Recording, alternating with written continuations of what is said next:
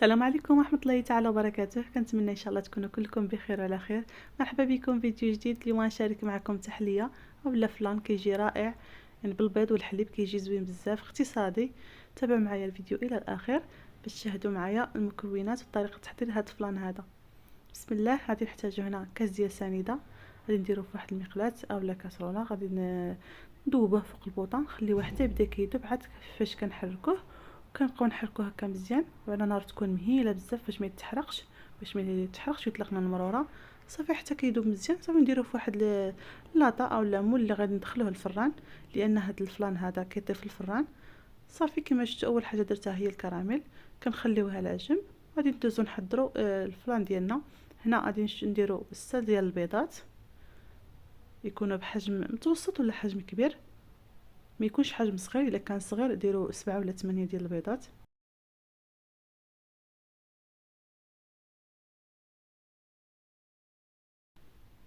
كنضيف عليهم 4 المعالق ديال سنيده. بالنسبه للسكر ديروا على حسب القياس اللي بغيتو نتوما. الا بغيتو الحلاوه اكثر هاد 4 المعالق كتجي الحلاوه ديالو هي هذيك، مع الكراميل اللي درنا كتجي الحلاوه ديالو يعني ماشي ناقص وماشي زايد بزاف. صافي كنضيف عليهم 4 ديال الفاني. بالنسبه للفاني يعني من الاحسن ديروا 4 ديال الشاسيات باش ما يجيش هكا فيه نسمه ديال البيض، كيجي داك الفاني غالب عليه. صافي درت واحد رشيشه ديال الملحه. غادي نخلط مزيان هذا البيض، يعني حتى كيتخلط مزيان تقريبا واحد دقيقه ولا جوج وانا كنخلط. في الاثناء اللي كنحضروا البيض ديالنا كنكونوا درنا الحليب فوق البوطيفيط، يعني كنخليوه حتى يغلي، يطلع فيه الغليه. عاد يعني عاد كنطفيو عليه ونخلطوه مع البيض.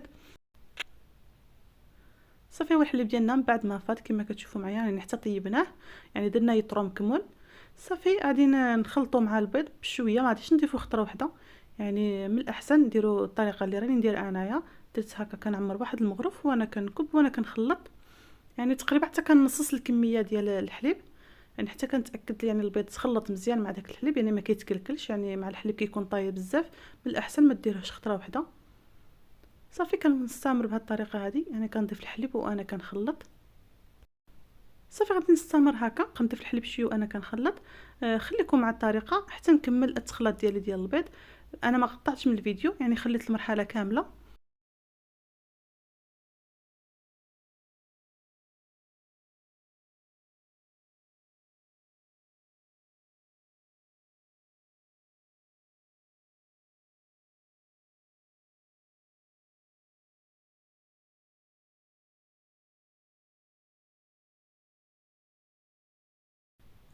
صافي من بعد ما خلطت البيض ديالي مع داك الحليب، في هذه المرحله دي اللي بغيتو تصفيوه يعني تصفيوه، انا غادي ما غادي نصفيه ما والو، يعني ما فيه حتى شي حاجه، غير داك الكشكوشه اللي ديال التخلط حتى للتالي، وغادي نحيدها بواحد المغرف. صافي كما شفتوا غادي نبقى نخوي بشويه هكا. صافي غادي نكب الكميه ديالي كامله.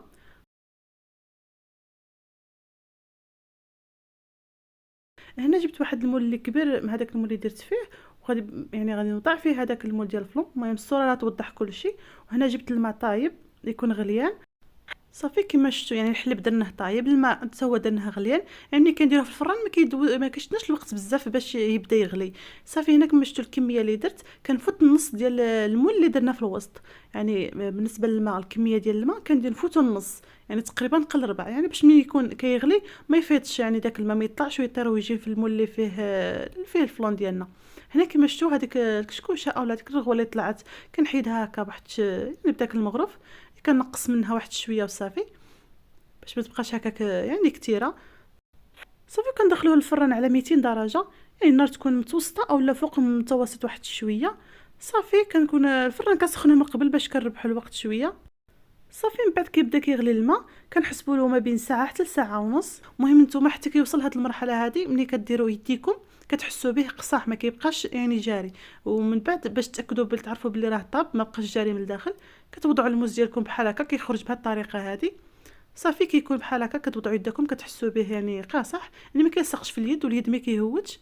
صافي هذا هو القياس ديال الطياب ديالو كما شفتوا. صافي غادي نحيدوه من الفران وغادي نخليوه واحد 10 دقائق هكا، يعني ومن بعد كنحيدوه ونغطيوه ونخليوه حتى كيبرد، وعاد كنديروه في الثلاجه ونخليوه يبرد مزيان تقريبا، يعني المهم حتى يبرد مزيان ساعه زوج، فوقاش ما تحسيتو به بارد مزيان يعني دخلت له البروده حتى لداخل. صافي كتشدوا واحد الطبسيل وكتقلبوا فيه هذا الفلون ديالكم كما شفتوا. دوز هذاك الموس معجب باش يتحيد بسهوله. صافي نقطع معكم واحد الطرف باش غادي تشوفوا كيفاش كيجي القوام ديالو. كيجي رائع صراحه، كيجي خفيف والمذاق ديالو كيجي بنين بزاف، احسن بزاف من اللي كيتباع هذاك اللي كنديروه يعني واجد، هذاك اللي كيتباع غبره مع اللي كنديروه مع الحليب. هذا احسن بزاف، كيجي بنين بزاف، كيجي كما شفتوا كيجي القوام ديالو رائع. كنتمنى تجربوه ان شاء الله، هنا الاعجاب ديالكم وتجربوه وينجح معكم. بالنسبه للمول ديروه في اي مول عندكم، ممكن ديروا فيه هذا الفلون هذا. الى فيديو قادم ان شاء الله، مع السلامه.